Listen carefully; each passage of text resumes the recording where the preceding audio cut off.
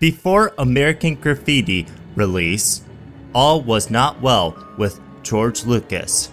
His first attempt to make a film adaptation, THX 1138, did not perform well in theaters, and he was in debt. His next film, Apocalypse Now, was put on hold, and although American Graffiti was complete, it was clear that if American Graffiti didn't perform well, his career in filmmaking will be over. As he waited for the release of his next film, he began to work on his space film. He had no idea that his dreams of creating a space fantasy would come from his childhood. As part of the United Artists Agreement, Lucas would be making not one, but two films. The first one was American Graffiti, a teenage comedy adventure, and the other would be a space opera film. To create his space film, he was actually interested in acquiring the rights to make a film adaptation of Flash Gordon. In order to do that, he would have to sign an agreement with King Feature to secure the rights. The deal never happened, and apparently the rights to Flash Gordon film adaptation were sold to Italian film producer Dino De Laurentiis. Without the rights, Lucas thought, why not create my own series? As crazy as it might sound, there was one tricky obstacle to jump through. For one thing, he will have to create his sci-fi series from scratch and write it all by himself. As stated in my last episode, Lucas absolutely hated writing. He was hoping that he could find someone who would write it for him. However, none of the editors seemed to understand the story. If he could not find an editor to fiddle with his work, once again, Lucas would have it his own way and do the writing on his own. Creating a space fantasy wasn't easy. Originally, Lucas was hoping he could give the film a comic book-like appearance like other space operas, such as E.E. Smith's Skylark of Space, but he had trouble developing the story. To get some ideas, Lucas began to dream up characters' names such as Emperor Ford Exerts 12 Roland, Layla, and Juan. After he developed several potential characters, he started to combine first and last names to develop each character's own characterization. Some of the names were used for characters, while other names were used for fictional planets. He developed familiar characters such as Han Solo, Anakin Starkiller, and Luke Starkiller. On top of that, he also dreamed up planets such as Yavin, a jungle world, and Norton Free, an ice world.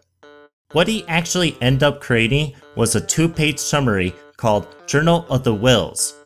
However, industry experts could not get a clear understanding from Lucas' summary, so he had to start over.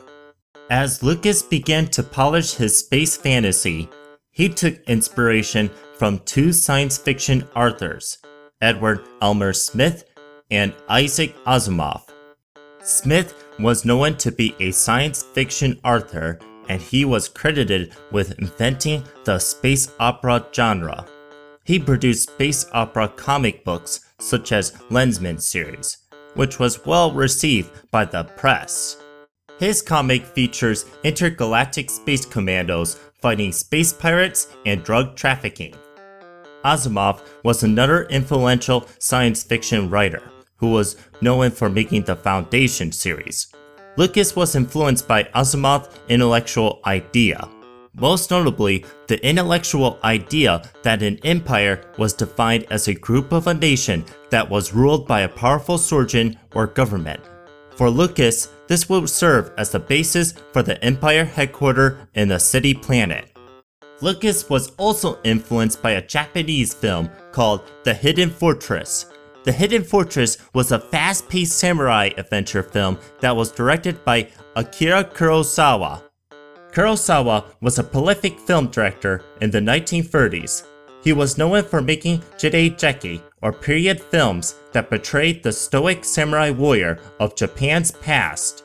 He wrote all the films, but most of his stories were not original.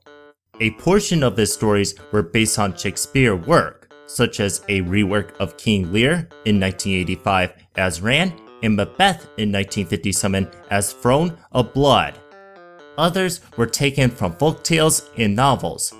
These stories serve as a basis for films such as Redbeard, Dersu Uzala, The Idiot, Rashomon, and Hidden Fortress.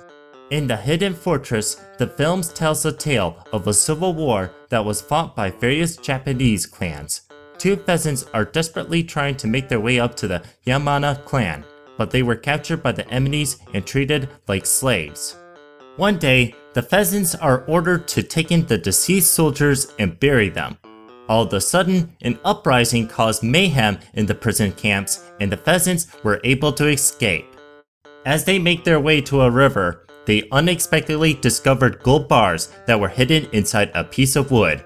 Soon, they came across two strangers. One was a beautiful princess named Princess Yuki Akazuki, and another was General Makabe Rokuroa.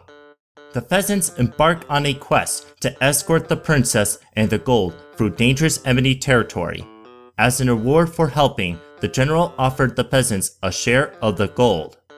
As they made their way through enemy territory, they dodged soldiers and evade enemy forces. As they traveled the land with their horses, they tried to make their way up to a friendly province of Hayakawa. Once the princess and the gold were successfully escorted, their journey was over and the pheasants and the general parted ways. He didn't try to plagiarize the fortress storyline, so he actually reimagined the story by trading in its medieval Japan setting and replacing it with a sci-fi space fantasy. So instead of various Japanese clans at war, he replaced it with a civil war between the rebels and the empire. At some point, the iconic medieval weapon, a katana, was supplanted by a laser sword. On the first week of May 1972, Star Wars was born. Keep in mind that the story wasn't just called Star Wars. The rough draft of his summary was called The Star Wars. Because Lucas did not believe he did enough, he started to get real creative by adding in additional complex elements into his summary. But he wanted to stay true to the comic book sci-fi fiction, so he made sure his work contained a superhero in outer space. As Lucas began his development of Star Wars, his last film, American Graffiti, was launched on August 11, 1973. To everyone's surprise, the film was a hit and Lucas managed to pull himself out of debt.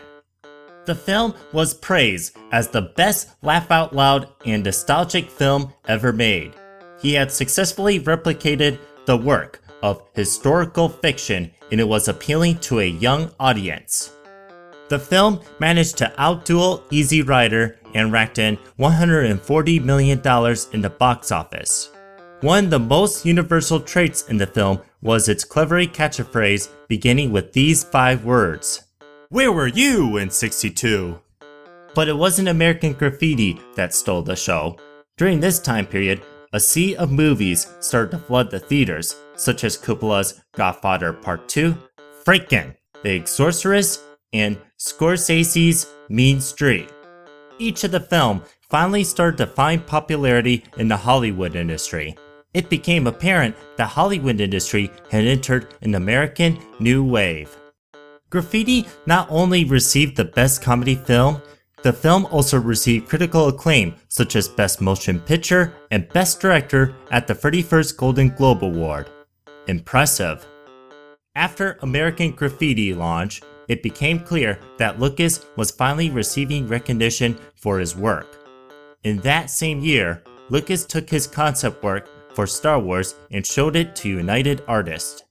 Unfortunately, United Artists had doubts about Lucas' project, citing it as a risky project, so the studio gave it a pass. Lucas decided that he would try to get a hold of Universal Studios.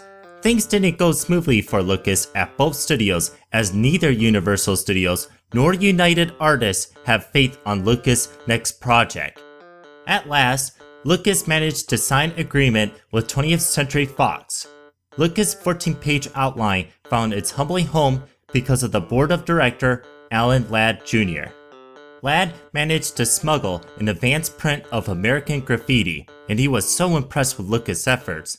Ladd figured that he was talented and he hoped that Lucas' next film was going to be like The Seahawks, Captain Blood, or Flash Gordon. Although Ladd understood little of Lucas' story, He signed a deal, giving Lucas $150,000 to write and direct Star Wars. Oh yeah, Lucas also made sure he had control of merchandising, sequel rights, and another $50,000 for Gary Kurtz. In 1971, George Lucas founded Lucasfilm. This independent film studio was suggested by his lawyer, John Pollock. A few years later, Lucas migrated Lucasfilm location from Mill Valley to San Anselmo, California. With all the earnings he received from his last film, Lucas purchased several houses that served as offices, and his first employees were hired. Bunny Alsop became his secretary, and Lucy Wilson was a financial bookkeeper. Michael Ritchie, Hal Barwood, and Matthew Robbins began to rent spaces in the large house. Soon, their studio would become known as Skywalker Ranch. Lucas continued to develop Star Wars at his new location. His time was spent changing the plot points, themes, and characters, hoping he would improve his last rough draft. As part of his research, Lucas would read a variety of science fiction magazines, comic books, fairy tales, and children's stories. Pretty much anything he could get ideas from. It was a slow and a tricky process, but these sources offered some ideas on what he should be doing. All the Star Wars rough draft were written by hand on blue and green lined paper using number 2 hard lead pencils. He spent his time in a writing room that he built in the back of Park House. He spent at least 8 hours a day, 5 days a week, writing one draft at a time. Lucas would shut the door in frustration if he was distracted by things, such as news reports. He didn't want to get distracted by music or by TV shows. Sometimes he would write nothing, and his anger took a toll on him. At times, he would get his scissors out and cut his hair out of sheer frustration. If his secretary, Lucy Wilson, bought the wrong pencil brand, Lucas would scold her and lecture her about the proper product to purchase. No matter how frustrated he got, he continued to dive deeper and deeper into his writing. Keep in mind that he didn't make one rough draft, but a total of 4 versions of his script, including his initial summary. During the development of the story, Lucas introduced the concept of a Jedi, a powerful intergalactic warrior who was sworn to protect the galaxy. Another concept he created was the Sith.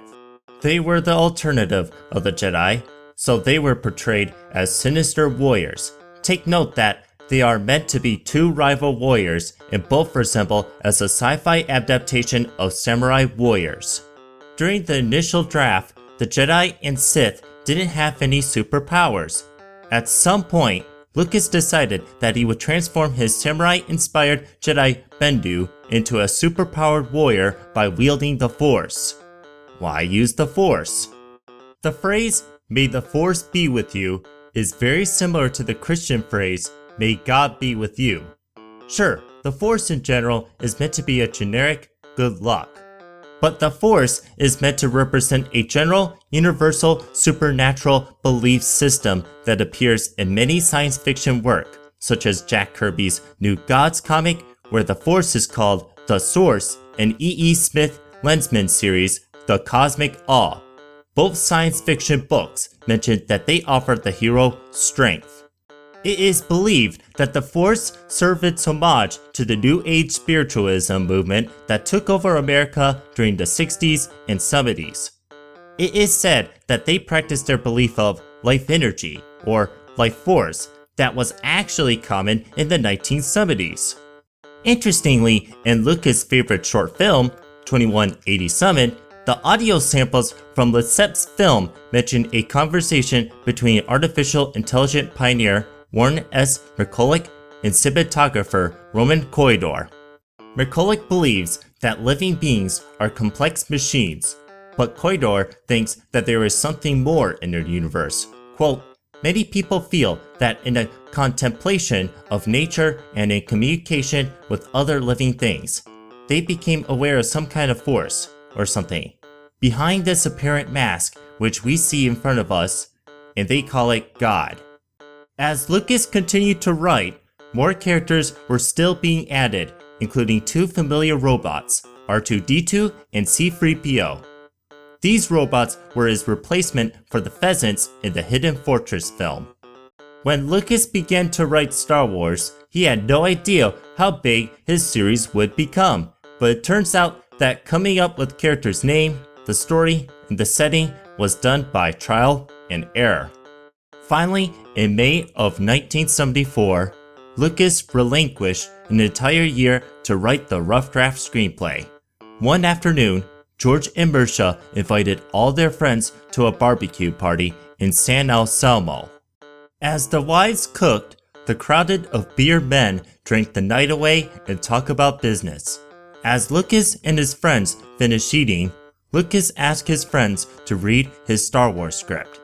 As his friend read, Lucas recorded their feedback. Many of his friends did not understand the script. However, one bearded person pulled Lucas away from the party. Coppola was so impressed by Lucas' efforts, and he encouraged him to keep on working. It was on that day, Lucas realized that his dreams of an epic sci-fi film looked bright. One afternoon, Lucas decided to hang out with Gary Kurtz at the Universal Studio lot to check in on what the studio was doing. Soon, Lucas met another film producer, Steven Spielberg, who was preparing to film his next movie, Jaws, that featured a giant mechanical shark called Bruce. To showcase the power of the mechanical machine, Spielberg operated the controls that made Bruce's jaw open. Curious to find out how it worked, Lucas climbed the ladder and poked his head inside the open mouth, just as Spielberg closed Bruce's jaw. As Lucas was flailing around inside Bruce's jaw, Spielberg tried to open it, but Bruce's mouth wouldn't open. Finally, the mouth was pried open and the three ran away from the broken mechanical shark. It appears that Lucas was able to find friendship with his fellow filmmakers. Together, their ideas become steady as a rock. Later, they would collaborate together on complex film development. With his friends, Lucas would return to his writing room, prepared to write another draft. Based on his friends' feedback, Lucas continued to redefine his next rough draft, polishing his story and starting to expand his creativity on his script by adding wildly different ideas. For one, instead of escorting the princess to a safe place, he decided that the princess would be captured by the Empire. Luke and Han would have to break into the enemy stronghold called the Death Star. Along the way, they would have to disguise themselves as stormtroopers and try to make a desperate escape with the princess. This scene was inspired by another movie called Where Eagles Dare. After their escape, the rebels engage in a climactic space dogfight where they have to fight a wave of TIE fighters. As part of the attack, Luke flies into a trench in the Death Star and deploys proton torpedoes that destroy the enemy base. Once again, this shares common similarities to other B-rated war movies, such as 633 Squadron and The Dam Busters. Lucas continued to experiment in his second draft. For example, instead of the hero being the male protagonist, he decided that Luke would be the female protagonist. He decided to remove Princess Leia and replace the character with Deke as a hostage. Eventually, Luke's gender would revert back as a male and Leia returned as a hostage. As Lucas was working, Lucas hired an artist named Ralph McQuarrie to produce conceptual arts specifically for the characters in the second rough draft. One of the most notable characters McQuarrie created was a villain named Darth Vader. Most of the design shared similar features to other villains, such as Darkseid from the New Gods and Doctor Doom from the Fantastic Four. Interesting, both villains were created by Jack Kirby. Although Darth Vader was never meant to be the antagonist of the series, he was later chosen to be in Lucas' second draft. To make him resemble a villain, he offered Vader a Black Knight armor design with a cape and a breathing mask that provided life support. It is said that Vader had life support equipped in his armor because he was burned during an epic fight. Lucas continued to gather up feedback from his friends every time they read the latest draft. His friends gave honest feedback indicating what they thought was good, bad, or indifferent. When he returned to his writing room, he would improve on his work for draft 3 and 4 by cleaning up the messy story and fleshing out the characters. After 3 years of experimenting with a variety of different stories, Lucas' final draft was complete. The script he crafted was about a fairy tale adventure of a young boy, Luke Starkiller, appropriately renamed to Luke Skywalker, who goes on to an epic adventure and becomes an unlikely galactic hero. Lucas began the story by saying the following phrase: "A long time ago, in a galaxy far, far away." This was the story he was looking for. Lucas' next step was to begin putting together the screenplay and select the cast. He began his filming on Star Wars on March 22, 1976. The cast included Mark Hamill as Luke Skywalker, Harrison Ford as Han Solo, Carrie Fisher as Princess Leia, and David Prowse as Darth Vader. But the voice overlay for Vader was James Earl Jones. But there was one missing puzzle remaining. Lucas wanted to push the boundaries on visual effects in filming way beyond Flash Gordon or Buck Rogers. How could he make cutting-edge special effects in filming that the major film industries had never seen before? The answer was obvious. He decided to use all his money he made from his American Graffiti film to found a studio called Industrial Light and Magic, or ILM for short, at a warehouse in Van Nuys, California. Originally known as 20th Century Fox Visual Effects Studio, that studio was disbanded. That studio was later reformed under Lucas and was later tasked of creating spaceships, creatures, computer-generated image, and a variety of other special effects. Lucas hoped that Industrial Light and Magic would create graphics of an epic space fantasy to make it more reserved for his film. Yet, there was another puzzle missing. Where was the music? Lucas wasn't really sure what soundtrack he would use for his film, but one of his friends, Steven Spielberg, suggested that he should hire John Williams. Williams had worked with Spielberg on the film Jaws.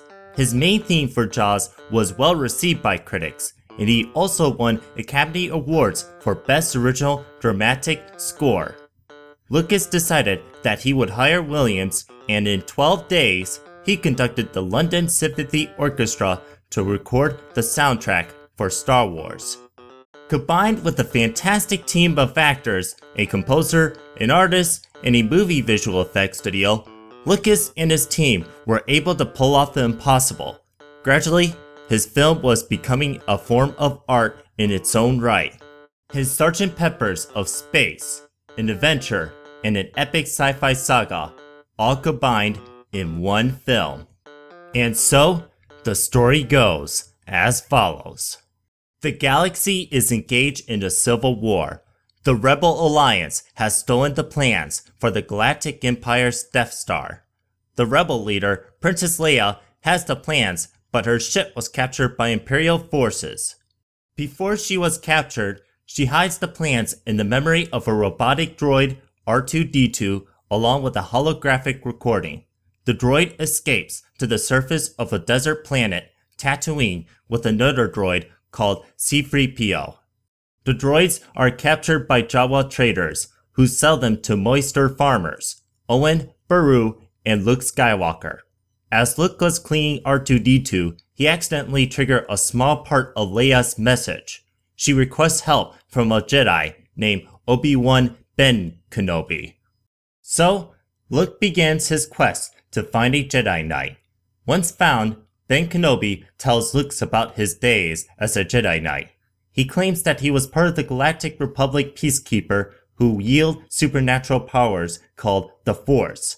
Most of his fellow Jedis were wiped out by the Empire. Luke learns that his father fought in a battle with Obi-Wan before he was killed by Darth Vader. Ben offers Luke his fodder lightsaber, a Jedi weapon. Next, Ben views Leia's complete message about her fate. However, because the Imperial stormtroopers are in pursuit of the droids, Luke and his friends are forced to escape from Tatooine on board the Millennium Falcon with Han Solo and Chewbacca. They travel to Alderaan, where Luke can begin to learn the way of the Force. But they arrived too late. The planet was destroyed and they were captured by a Death Star tractor beam. Luke and his friends plan to find Leia, who is being imprisoned, and make a desperate escape. After escaping from the Death Star, Luke heads to a Rebels hidden base located on the planet Yavin 4. With the Death Star plans in their hands, Luke joins the Rebel Assault Squadron in a desperate assault on the Death Star. With his X-Wing fighters, Luke breaches in the trenches and uses a proton torpedo in a last-ditch effort to protect his base. He emerged victorious and the Death Star is destroyed. With the filming complete, Lucas will have to edit the film with his wife so they can distribute the film with 20th Century Fox. Star Wars was released in theaters on May 25, 1977.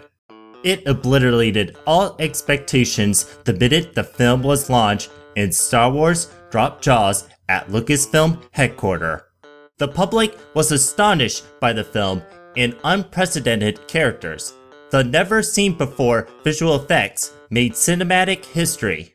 Audience theorized that ILM was hiding a high-end camera underneath their desk because there was no way that a single movie could run those visual effects. The music score by Williams became an important staple of the series and was commonly heard throughout the series. Meanwhile, for Industrial Light and Magic, movie studios began to flock to ask ILM to produce special effects for many of their movies.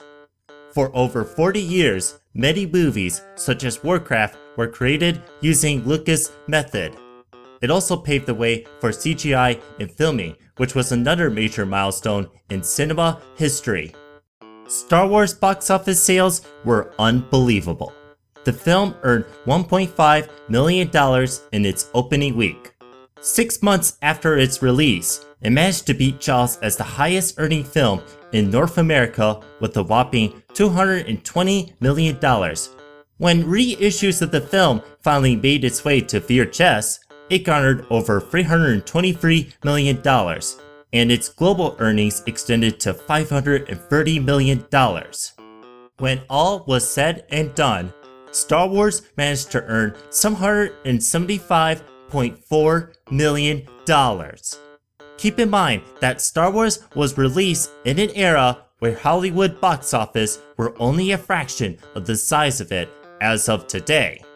When Star Wars appeared in motion pictures, all of United States shut down.